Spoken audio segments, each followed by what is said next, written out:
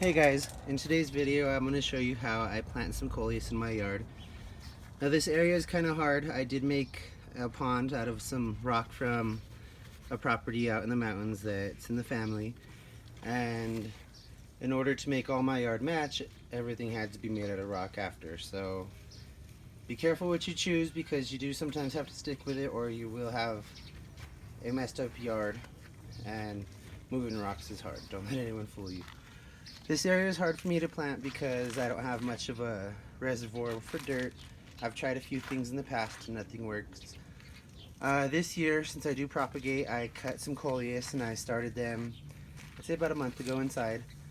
They do have plenty of roots. I was going to pot them up, and then I remembered this would be a perfect spot for them. It does get quite a bit of sun, and these are some sun tolerant varieties.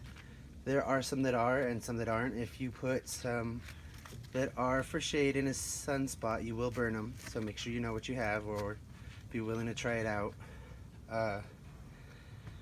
These, if you leave them in a shady spot, they'll do fine. They just aren't as bright, and they do turn a bit of a green around the edge. You can see here there's a couple that have a green edge and some that have more red. It's just because the amount of sun they get. So since I can't really put a root ball in there, what I'm gonna do, start with some starter fertilizer, sprinkle that in. And I went through before and tried to break these up. This one, you can see, had a pretty big root system, so I figured, why mess with it if it's working? Just put it in there. So I do have a few more. You can see these other ones, less impressive, but hey, they'll still work.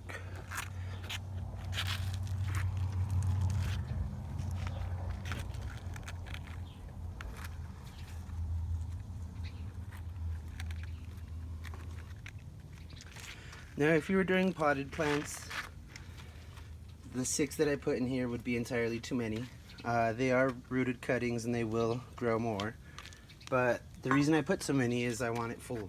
I don't want little empty spots or to be able to see soil. Once these get started, I would like to see plants and nothing else.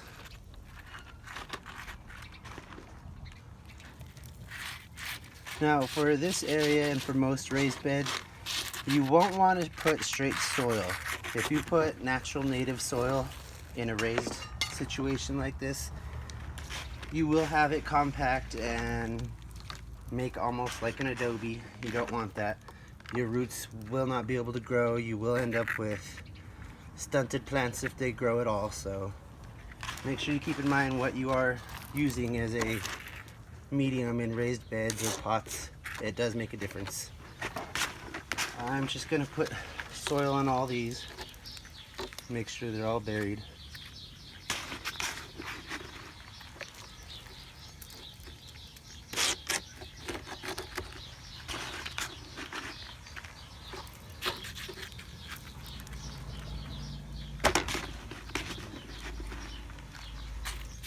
Okay, now that's fairly good. I think I'm just going to do one more handful here. Now, like I said, this is a weird area to plant because it has some issues with drainage. It drains either too fast or in some spots too slow. And I haven't seemed to be able to work out all the holes within the rocks because it just washes some soil down every time I water, so I do have to keep on it, make sure I keep the soil level up. Hopefully I'll be able to get that solved this season. But you can see there's my coleus. Here's another. Hopefully they'll pop out and start growing in a couple weeks, maybe sooner, since I did put a starter. Now remember, the starter does help.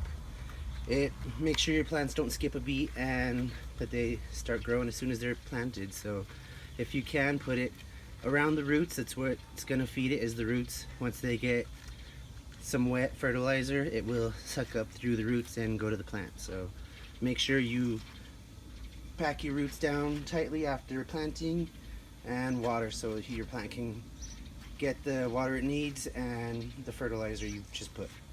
Thank you for watching and hope this helps.